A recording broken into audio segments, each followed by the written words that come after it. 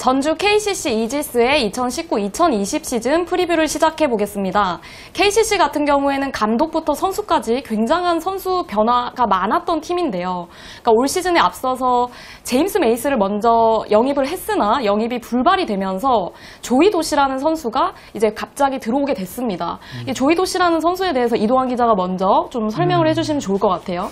이 선수가 사실 저는 처음에 메이스 영입 불발의 대안이라는 점에 되게 놀랐어요. 왜냐면은 굉장히 이름값이 있는 선수거든요. 맞아요. 불과 몇 년 전까지 NBA에 있었고 굉장히 좋은 신장과 높이와 그리고 사진 보신 분들 알겠지만 몸이 헬스 트레이너 몸이에요. 진짜 몸이 좋고 그래서 이 선수가 KBL에 온다는 것 저는 상상 못했어요. 그리고 이전에 뛰었던 팀들도 바르셀로나라든지 올림피아코스 같은 유럽 명문이기 때문에 왜 이 선수가 KBL에 오지? 이런 생각을 그것도 대안으로. 그렇죠. 그래서 그 도시가 그 도시가 맞아? 그렇죠. 예. 굳이 한국의 전주라는 도시에 왜 올까? 죄송합니다. 예. 그래서 그런 생각을 갑자기 치고 들어오시네요. 했는데 아니나 다를까 이 마카오에서 조이도 씨가 합류를 했잖아요. KCC에. 마카오에 갔던 취재 기자들이 이제 뭐 전창진 감독이 얘기 나눈 것들 이런 것들 들어보면은 몸 상태가 지금 전혀 안 올라와 있대요. 그러니까 전창진 감독의 말에 따르면 한 30%로 보는 게 맞을 것 같다. 근데 물론 이게 전창진 감독이 생각하는 몸 상태의 어떤 스탠다드 자체가 되게 높을 거라는 생각은 들어요. 그러니까 전창진 감독이 원하는 그런 활동량 많은 수비 농구를 하려면은 조이 도시가 더 많이 올라야 된다는 생각을 하고 있을 텐데 전창진 감독은. 근데 아무튼 도시의 몸 상태가 아직은 당장 시즌 개막에 맞춰서 또 정상적인 기량을 뽐내기에는 무리가 있다. 그리고 이 선수가 사실은 유럽에 있을 때도 어떤 뭐 공격을 주도하고 막 이렇게 득점을 많이 쌓고 이런 타입이 아니라 조력자 같은 빅맨들 있잖아요. 특유의 높이를 활용해서 그런 걸 하는 빅맨이었거든요. 그래서 전창진 감독도 이정현과 2대 게임을 했을 때 그 높이로 어쨌든 페인트전 득점을 올려주는 그런 조력자의 모습을 기대한다고 얘기를 한 것 같더라고요. 그래서 이 선수가 당장 시즌 초반에 막 30점씩 넣으면서 그런 모습을 좀 기대하기 힘들 것 같고 일단은 리온 윌리엄스랑 출전 시간을 나눠 가지면서 높이에서 힘을 보태면서 몸 상태를 끌어올리는 그런 그림을 일단 초반엔 예상을 해야 될 것 같습니다. 말씀해주신 대로 이제 조이 도시라는 선수에 대해서 좀 설명을 해주셨는데 그럼 류동혁 기자께서는 이제 조이 도시라는 선수와 국내 선수의 조합에 대해서는 어떻게 보시는지요? 일단 이동환 기자가 이정현 선수가 2대2 공격을 잘할 수 있다. 그럴 가능성이 높다라고 했던 건 뭐 100% 동의를 합니다. 그리고 그 조이 도시 선수가 기본적으로 몸 상태를 갖다 끌어올렸을 때는 그게 가장 강력한 KCC의 어떤 공격 루트, 공격 무기가 되지 않을까. 그러니까 알고도 못 막는 그런 상태의 어떤 공격 무기가 되지 않을까라는 생각이 들고요. 근데 이 선수 같은 경우에 그러니까 저는 이렇게 봤을 때 컨디션이 예를 들어서 지금 30에서 뭐 전쟁 감독 기준으로 한 7, 80이 올라왔다. 100%가 되기는 뭐 확률상으로는 그렇게 쉽지는 않으니까. 그랬을 때 그렇다 하더라도 그렇게 강력하다라든가 아니면 어떤 강력한 어떤 특징이 있다라든가 이런 부분에 대해서 느끼지는 못했어요. 그러니까 그래서 이 선수는 좀 특징이 지금 상태에서는 그렇게 많지는 않다. 근데 KCC는 지금 중요한 거는 어쨌든 가운데에서 버티면서 뭔가를 갖다 해줄 수 있는 그런 빅맨이 굉장히 필요한 그런 상황이고 거기를 중심으로 해가지고 이정현, 송교창 이런 선수들의 어떤 움직임 그러면서 전력을 극대화할 수 있는 팀인데 과연 조이도 씨가 그런 역할을 갖다 할 수 있을까라는 생각에는 아직 좀 의문입니다. 그리고 실제로 지금 현 시점에서 그걸 평가하기는 불가능해요. 그 선수 몸 상태에 따라서 달려있기 때문에.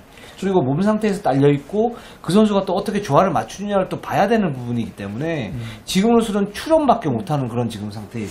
그렇다면 류 기자님께서는 일단 KCC에 일단 조이 도시라는 의문점이 좀 있다면 리온 윌리엄스라는 선수는 사실 세컨 옵션으로는 굉장히 안정적인 선택이 아닐까라는 생각이 드는데 이 선택에 대해서는 어떻게 생각을 하십니까? 그러니까 리온 윌리엄스 같은 경우는 기본적인 어떤 역할은 하겠지만 지금 이미 2m 신장전 철폐가 됐기 때문에 여기에서 가장 좀 힘겨워질 수 있는 그런 선수이겠다라는 생각이 들어요. 그러니까 이 선수가 기술적으로 어떤 완성도가 높은 선수는 아니고 그냥 꾸준한 선수 그리고 좀 뭐랄까 우직한 그런 선수 그러면서 이제 뭐 풋백 득점을 하거나 리바운드 잡아서 뭘 하거나 이런 선수거든요. 운동력이 그렇게 좋은 선수도 아니고 그렇기 때문에 어떤 높이의 어떤 한계에 맞닥뜨리면 이 선수 같은 경우는 좀 더 지난 시즌보다는 그렇게 큰 역할을 못할 수도 있겠다라는 생각이 들어가지고 더더욱이나 KCC는 조이 도시의 어떤 그 역할이 굉장히 중요하지 않나라는 생각이 들고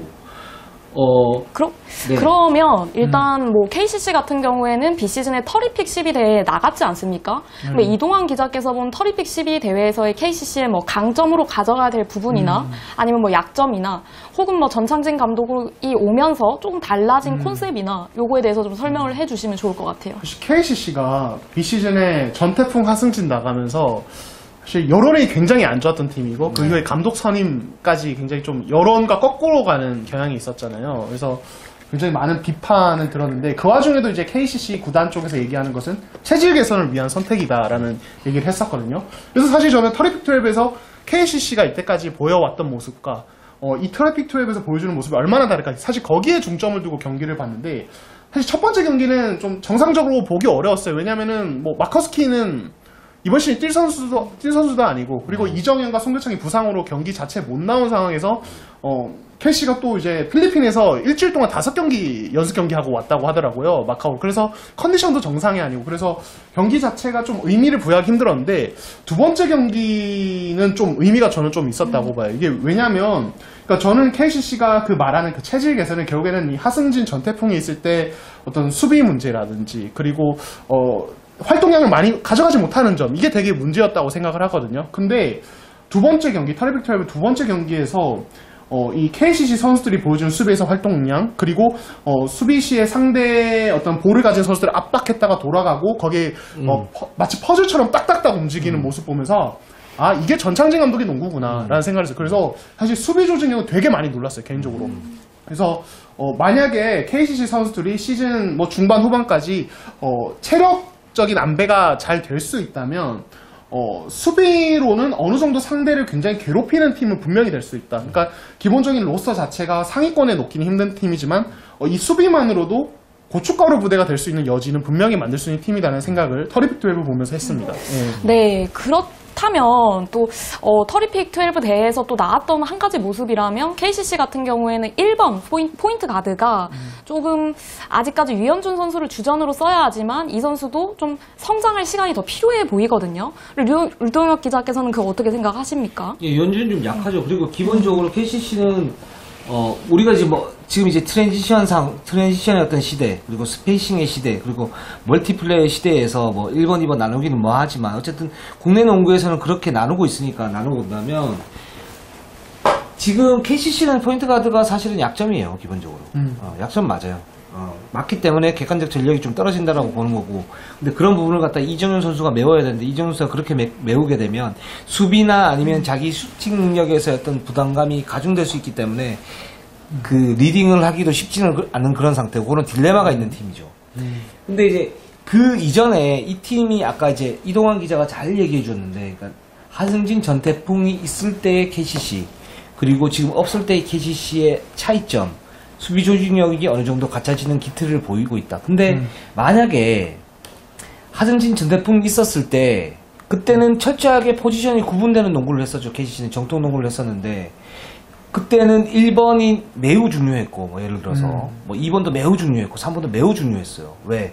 이 하승진 선수가 기본적으로 있으면 그 틀에 맞춰서 농구를 해야 되기 때문에 뭔가 찔러주는 패스를 하는 선수가 있어야 되고, 그런 역할이 될 수 있는 선수가 있어야 되는데, 그렇기 때문에 여기에서 빵꾸가 나면, 구멍이 생기면, 기본적으로 전체적인 틀이 흔들리는 그런 모습을 갖다 보였는데, 지금 하승진, 전태풍이 없는 거에서 순기능은 몇 가지가 있습니다. 가장 중요한 건 이동환 기자가 얘기해줬던 거. 두 번째는 시즌전 준비를 갖다가 좀 더 세게 할 수 있는 것. 그러니까 전태풍, 하승진이 있었을 때 KCC가 슬로우 스타터라고 얘기했던 거는 이 두 선수가 기본적으로 그렇게 열심히 농구를 안 했기 때문이에요. 그리고 그런 부분들이 KCC 전반적인 어떤 그 느슨한 분위기로 연결이 되면서 선수단 전체적으로 초반에 굉장히 불안한 모습들을 갖다 많이 보였던 거예요. 근데 그런 것들을 갖다가 어쨌든 체질 개선이라고 얘기하는 그런 부분들이 이런 부분들인 거거든요. 그러니까 그런 면에서 보자면 이 큰 틀에서 보자면 이 유현준 선수의 어떤 약점 또는 이제 1번의 어떤 약점이 KCC 지금 입장에서는 작년보다는 그렇게 큰 약점은 아니다. 그러니까 메울 수 있는 어떤 다양한 옵션들을 생성시킬 수 있다라는 생각이 들고, 제가 볼 때 더 중요한 거는 뭐냐면, 아까 말씀드렸던 조이도 씨의 문제, 그리고 이정현하고 송교창이 그 동급 포지션 대비해서 얼마나 큰 위력을 발휘할 것인가, 요 문제가 지금 KCC 입장에서는 가장 중요한 것 같아요. 네.